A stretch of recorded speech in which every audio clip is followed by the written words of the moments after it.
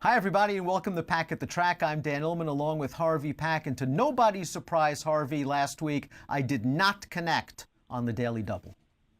Nobody's surprised. Who would be surprised? If you connected, I would have been surprised. But in your defense, the first half was the rank outsider. It would have been very tough to pick it, and then you would have lost the second half. We got a really nice card, though, this Saturday at Saratoga. It's the Jim Dandy, but it's also several other stakes races, the Amsterdam, the Bowling Green, the Alfred G. Vanderbilt, featuring a Mary Lou Whitney horse. You got a Whitney horse in the Vanderbilt. It brings back some old memories. Yes, it does. Alfred was one of my favorites. They named the sprint after him. I don't think he ever bred a horse to go less than a mile, but I kind of liked him.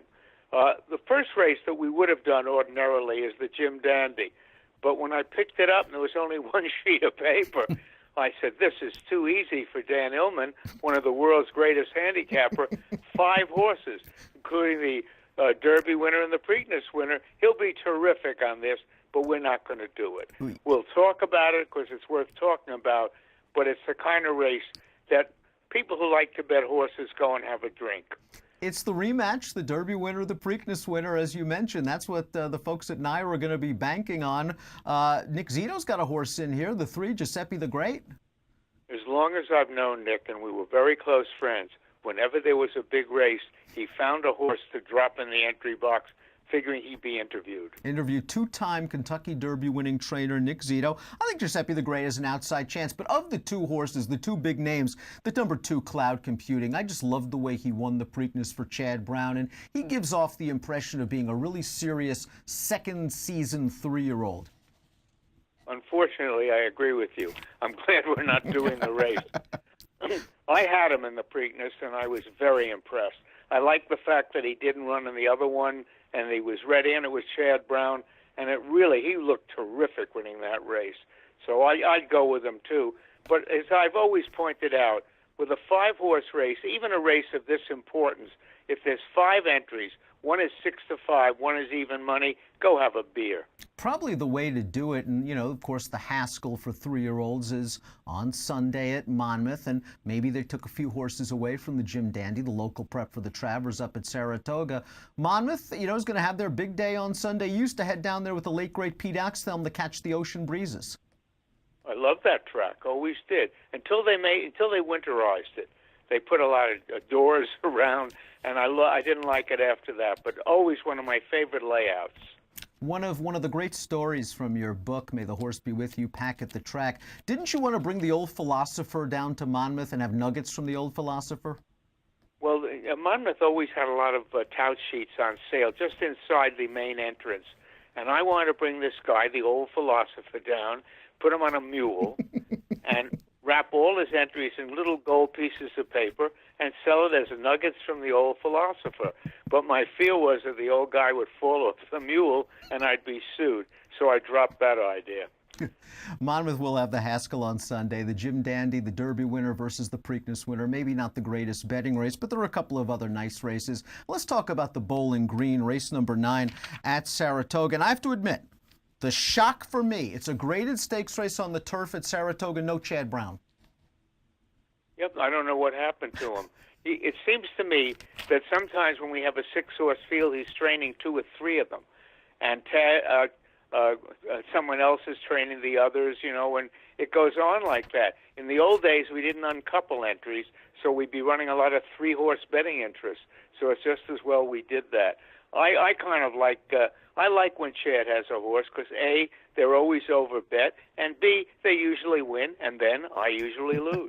So I kind of like the whole makeup of it. Well, we don't have to worry about it in this year's Bowling Green, race number 9. The favorites from the Graham Motion Barn, and that's the number 7, Ascend, 3 for 3, with Lasix, winner of the Grade 1 Manhattan. This horse was 27 to 1 in the Manhattan. He's 8 to 5 on the morning line. I'll let him prove it to me again. If I had to take 2 from any kind of a daily double standpoint, it would be the 4, Sadler's Joy, who is a real strong late kicker. All he needs is a little bit of pace. And then the number 1, Bigger Picture, is just as hardy as the day is long, coming off a beautiful ride from Joe Bravo at Monmouth. And I think he's got the tactical speed to sit the trip. I like Bigger Picture at 7 to 2 and the 4, Sadler's Joy, at 3 to 1. I kind of agree with you, but I lean a little bit to the 1 because Michael Maker is not a trainer to disregard.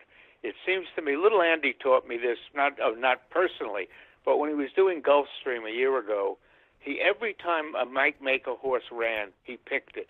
And eventually I realized why. They are very good. They don't get overbet, and sometimes you get value, although this one will probably be short. And, well, it should be. But I agree with you.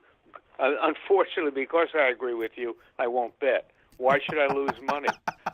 Really, your record is unbelievable. It really does. But I root for you every week because I'm tired of being embarrassed. Was it 6 years? It's 6 years of embarrassment. Usually Mike Beer shares the blame, but this year, he's off at taking off the baths at Saratoga, I guess. So we'll move on to race number 11, a maiden special weight, 1.16 miles on the turf. I know you like these maiden races. These are lightly raced horses. They've got a ton of upside. You've got a lot of pedigree opinions. I'm looking at the number 8, Magical Sky, Harvey, for trainer Mark Cassie. This horse made her debut down at Gulfstream Park. I didn't think she had a very easy trip. And Cassie's sort of MO is to win second time out on the turf. So I'm looking at the 8, Magical Sky. It's a big rider switch to Julian Leparoux. And I would also use her with who else? Chad Brown, who has the 2 Durable Goods, who certainly ran well enough in her debut. Well, we know that the 2 is 3-1 on the line, probably be the favorite, because Chad Brown is automatically the favorite in any race it's in. I agree with you about Cassie. He's a very good trainer, and this seems to be his M.O. They're the kind of races I like to bet. I look at the pedigree. Sometimes I look at the Tomlinsons because, as you know, he was one of my closest friends, passed away about 7 years ago, and he used to say to me, they don't update my numbers. And I think they do, because virtually every horse in this race has a good Tomlinson number. So they must be doing a nice job of upgrading them, but they're losing because I'm betting them. However, I don't disagree with your picks. I don't think I'll follow them because I don't have that much money. I have a reserve capital fund of $3 million that I keep for these 5 or 6 weeks that I have to listen to yours or Mike Beers. In fact, he can call me anytime and give me his. I'll add it to the list. However, I think that we've made a good daily double possibility. I think the 11th race is a good betting race. It'll be run close to 7 o'clock at night, so you can go right from there to your nearest watering hole, and you'll probably need your nearest watering hole if you follow my friend Dan Illman. But it's not a bad thing, and they're not the double. So you can take one of his picks in the 9th into the 10th and the 10th into the 11th, lose extra money.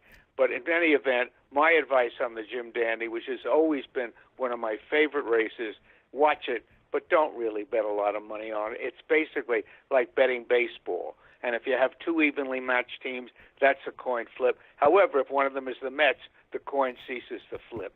Anyway, I want to thank you. I'm hoping to hear from you again, and I'm hoping we do better this week. And we'll see you next week from Pack at the Track.